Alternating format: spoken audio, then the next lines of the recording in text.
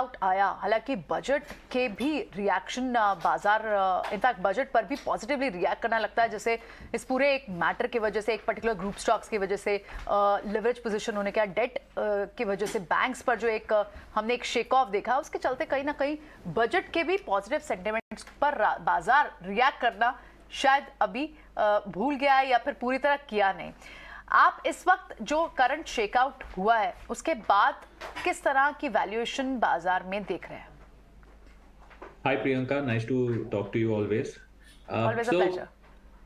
सो हमारा ऐसा व्यू है कि बाजार तो ऊपर नीचे करते ही रहेगा, उसका काम ही है ऊपर नीचे करते रहना। पर अगर हम हर दिन ऊपर नीचे बाजार के साथ चलेंगे तो हमारा मेंटल संतुलन खो जाएगा। सो आइडिया है कि फिगर आउट कीजिए कि इंडिया में क्या हो रहा है। इंडिया में कई सारे सेक्टर्स है जहां पर बहुत ही अच्छा टेलविंड है, नेचुरल टेलविंड।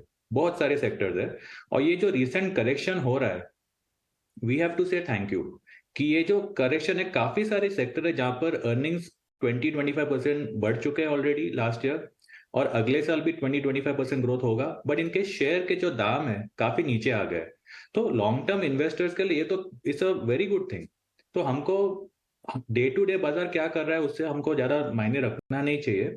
इनफैक्ट हमको आइडेंटिफाई करना चाहिए काफी सारे अच्छे सेक्टर्स है जहां पर हम इन्वेस्ट कर सकते हैं। नील, ये बताइए कि ये जो पूरे कंज्यूमर टेक कंपनीज हैं, इस बार ऑफ कोर्स पूरे बाजार में करेक्शन आया, कुछ ज़्यादा करेक्ट हुए स्टॉक, कुछ कम। कंज्यूमर टेक एक हाल ही में ऐसा स्पेस है जहां अच्छा प्राइस डैमेज हुआ, लेकिन वहां पे एक बदलाव ये देखने को मिला है कि जैसे पेटीएम के रिजल्ट्स आप देखें, एक तो प्रॉफिट कॉन्शियसनेस आ गई है। सारे प्रमोटर्स जल्दी से जल्दी प्रॉफिट दिखाने के बारे में बात कर रहे हैं, जिसका डायरेक्शन दे रहे हैं। और वाकई में भी अगर आप अर्निंग्स देखें, पेटीएम जो है वो 3 महीने पहले ही गाइडेंस के काफ़ी अच्छे इंप्रूव नंबर्स दिखाने लगे। आप इनके वैल्यूएशन इस समय कैसे देखते हैं? क्या ये कुछ ऐसे स्टॉक्स इसमें अच्छा चांस दे रहे हैं पोर्टफोलियो का पार्ट बनाने का इस बदले हुए माहौल में, या आप अभी भी इसको बहुत सेलेक्ट वे में देखेंगे? फिलहाल हमारे पास होल्डिंग में नहीं है Paytm, okay. And we are waiting and watching because currently आप जो बोल रहे हो सही बोल रहे हो। काफी लोगों का जो व्यू है वो रेवेन्यू ग्रोथ से जाके मार्जिन पे आ गया है, and that is a very good thing. और एक और अच्छी बात हुई कि ये सब शेयर जब नीचे आए हैं तो इनके बाद और कोई शेयर आ नहीं पाए इन हाई वैल्यूएशंस।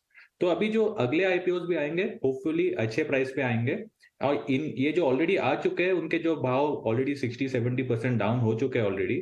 सो जैसे जैसे इनके अर्निंग्स आने शुरू होंगे और जैसे जैसे ये वैल्यूएशन में ठीक ठाक लगना चालू होंगे, देन आई थिंक इनका जो ग्रोथ रनवे है that's pretty pretty nice and pretty solid. So पहले उनको अर्निंग दिखाने दीजिए, भले आपको थोड़े ऊपर में लेना पड़े ले लीजिए ऊपर में, बट वेट वेट अभी उनका रास्ता जस्ट शुरू हुआ है। Let them come up with the proper earnings first. Neel, good afternoon. Mansi this side. कुछ देर पहले आप सेक्टर स्पेसिफिक बाजार में मौके हैं ये कह रहे थे, अब उन मौकों को ही तलाशने की कोशिश आपसे होगी, क्योंकि सेक्टर स्पेसिफिक तो बाजार में हमने काफी हद तक बैंक्स, फाइनेंशियल्स, एफएमसीजीज और डिफेंसिव्स पर काफी हद तक एक्शन देखा है। लेकिन 2022 का साल कुछ ऐसे चुनिंदा सेक्टर्स का रहा जिन्होंने मेक इन इंडिया की स्टोरी को और आगे बढ़ाया, जैसे कि डिफेंस प्ले। कैसे देखते हैं आप इन सेक्टर्स को और कहाँ से आपको ग्रोथ और मोमेंटम ज्यादा दिखेगी? Hi Mansi, nice to talk to you. So basically India में फिलहाल बहुत सारे ऐसे सेक्टर्स है, जैसे आपने बोला डिफेंस। तो ये जो रिसेंटली जो यूक्रेन और रशिया के बीच में प्रॉब्लम्स हुई है उसके वजह से काफी सारे कंट्रीज को ऐसे लगा है कि अरे ऐसा भी कुछ हो सकता है, कोई आ सकता है हमारे घर पे हमको अटैक करने। तो कई सारे कंट्रीज ने for the first time after decades defence पे स्पेंडिंग करना चालू किया है, स्पेशली इन यूरोप। अब you know someone like a Japan world war के बाद फर्स्ट टाइम डिफेंस में स्पेंडिंग कर रहा है, इवन जर्मनी। सो ऐसे अभी ऐसा हो गया कि सबको अपना नेशनल सिक्योरिटी पे ध्यान देना ही पड़ेगा। एंड इवन इन इंडिया जो डिफेंस का जो अगर आप देखेंगे चार्ट, हम पहले खाली इंपोर्ट करते थे, और ये जो मेक इन इंडिया का जो शिफ्ट दिया है करंट गवर्नमेंट ने, it is actually a real thing. ये खाली ऐसा बोलने के लिए नहीं है। हमारा जो इंपोर्ट करते थे आई थिंक इट्स बी 60% चार चार साल पहले, अभी वो जाके 35% पे आ गया डिफेंस इंपोर्ट्स। तो मेक इन इंडिया में बहुत ज्यादा पुश है, और sectors like defence, I think अगले 4-5 साल, शायद इवन 10 साल तक अच्छा खासा ग्रोथ होगा ये सेक्टर में। और ऐसे ही खाली डिफेंस नहीं है, अगर आप देख लो इलेक्ट्रिक व्हीकल्स, यहाँ तो देयर आर सर्टेन थिंग्स कि काफी नो ब्रेनर जैसे सेक्टर्स है।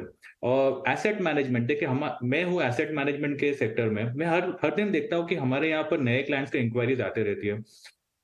इंडियन लोगों को अभी एफडी में, फिक्स डिपॉजिट में इतना दे हैव रियलाइज्ड कि inflation really after a point bite करेगा, तो सबको अभी इन्वेस्टमेंट करना है, और ब्लैक मनी का कितना कम हो गया है, and everybody is now looking to invest. So मुझे पता है कि अगर मेरा खुद का जो अभी business is like a small business, but I know कि हर दिन एयूएम बढ़ रहा है, तो अगर मेरे जैसे एसेट मैनेजमेंट कंपनी का एयूएम बढ़ रहा है, तो जो बड़े वाले जो है, जो ब्रांडेड प्लेयर्स ऑलरेडी लिस्टेड है, मुझे आई एम ऑलमोस्ट कन्विंस्ड कि अगले 4-5 साल में जो एसेट मैनेजमेंट इंडस्ट्री होगा, जो वेल्थ मैनेजमेंट इंडस्ट्री होगा, जो डिपॉजिटरी सर्विसेज देंगे, जो कस्टोडियन सर्विसेज करेंगे, ये सबका बिजनेस अगले 5 साल में मच हायर होगा। There is no doubt about this. Of course short term में क्या होगा किसी को कुछ नहीं पता, और वो हमको उसमें पढ़ना भी नहीं चाहिए, बट लॉन्ग टर्म में ये सारे सेक्टर्स बहुत अच्छे करेंगे। एक वेरी सिंपल सेक्टर है कि कॉफी इंडस्ट्री।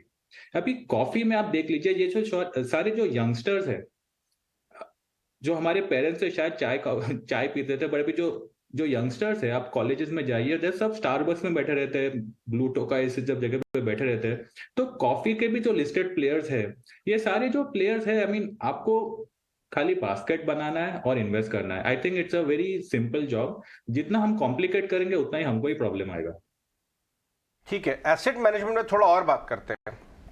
हमने देखा कि आपका आनंद राठी वेल्थ अभी रिसेंटली लिस्ट हुआ, बढ़िया चल रहा है स्टॉक। उससे पहले पुरानी एसेट मैनेजमेंट कंपनीज लिस्टेड थी, Nippon asset management, Birla asset management, HDFC asset management, और हमने देखा आईएफएल वेल्थ। ये 2 वेल्थ वाले और 4-5 एएमसीज लिस्टेड हैं। आप एएमसीज लेना चाहेंगे या वेल्थ मैनेजर्स के स्टॉक लेना चाहेंगे? मेरे हिसाब से वेल्थ मैनेजमेंट में ज्यादा इन्वेस्टर्स को इंटरेस्ट होना चाहिए rather than AMC, because I know how it works, right?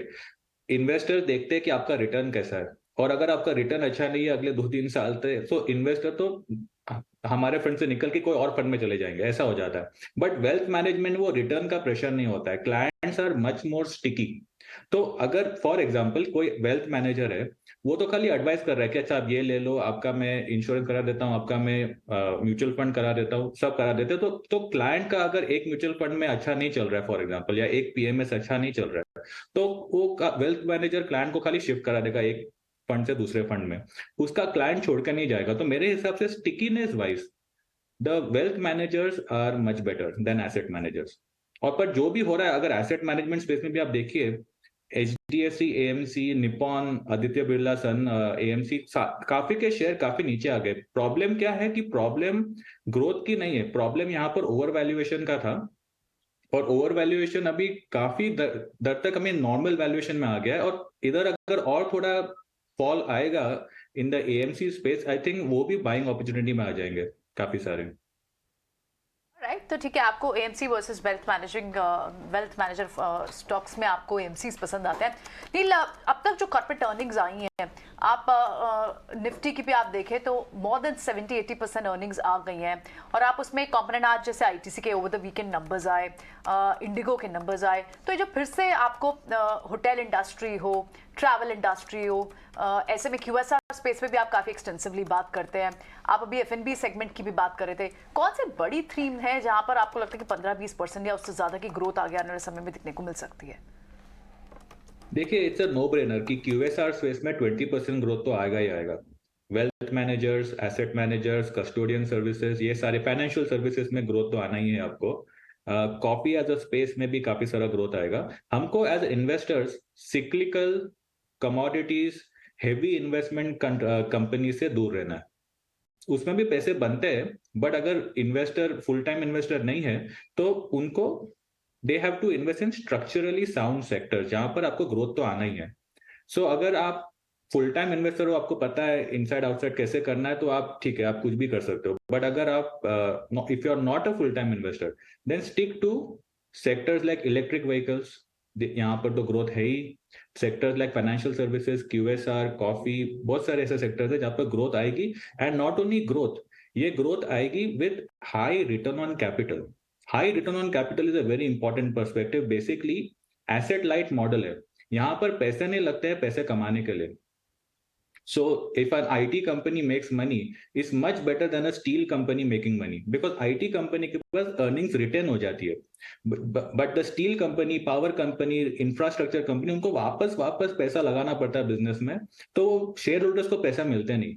तो I would like to stay away from the heavy investment companies and stick to the asset light companies. Satellite companies पर focus है, IT sector, quick service, restaurant place और defence, साथ ही EV से जुड़ी कंपनियों पर नजर है। नील, शुक्रिया आपका हमारे साथ जुड़ने के लिए, सवालों के जवाब देने के लिए, मार्केट्स पर अपने सेंटिमेंट्स हमारे साथ शेयर करने के लिए। चलिए